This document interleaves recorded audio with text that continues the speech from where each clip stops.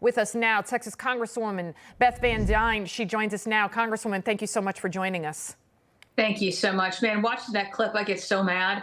I mean, this is why we impeached Mayorkas. He continues to lie to the American people. Are you kidding me? What could you do that wouldn't be challenged? Get rid of your catch and release program that's already been found to be detrimental. Stop with your mass parole that's in direct violation with the law. Go back to the Remain in Mexico policy. Those are just three things right off the top of my head that this administration could do right now with no further laws that they're the ones who put into place, took away the executive orders that were under the Trump administration that were working to secure our border. Right there, Mayorkas, do that. But he's not going to, because that's not their focus. That's not what they're interested in. They refuse to do the job. They're incentivizing this invasion, which has now basically become a takeover. Already 169 people on the terror watch list just this year alone were busted at the border. Again, God only knows how many others got in.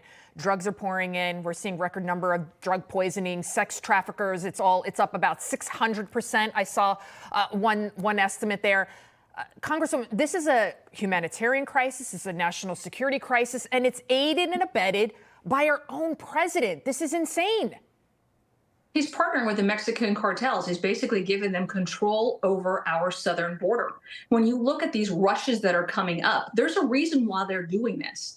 The Mexican cartels are organizing these rushes at our border so that they can have the Customs and Border Patrol have to function here at this area while they have getaways going in over here. And the people who they are having as getaways, I mean, we're talking about hardcore criminals. We're talking about sex trafficker, drug cartel members, terrorists that are joining other terrorist cells that are already in our country. This is what's happening under the Biden regime.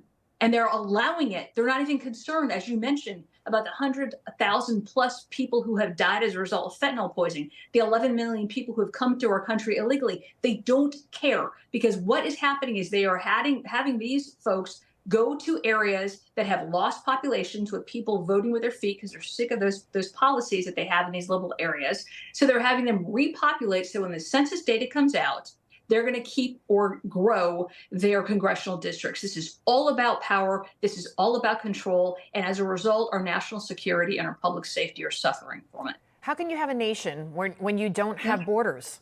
I mean, how is this possible? It's a great possible? question.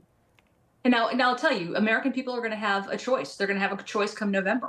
They can accept this Biden administration that took away all the tools that were working under the Trump administration that gave us safe and secure borders and lowest numbers in our history, or they can return to law and order. That's what they have an opportunity to do, either go with the Biden administration.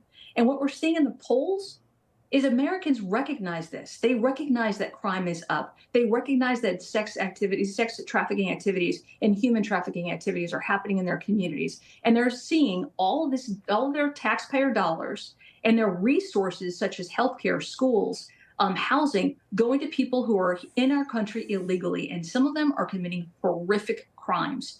These crimes are being seen on TV day in and day out, some of them even perpetrated against our law enforcement officers. And they see this Biden administration completely turning a blind eye. They've got an opportunity in November to turn it around, and I really hope that voters come out and they defend our security, they defend our country, and they hold this administration accountable.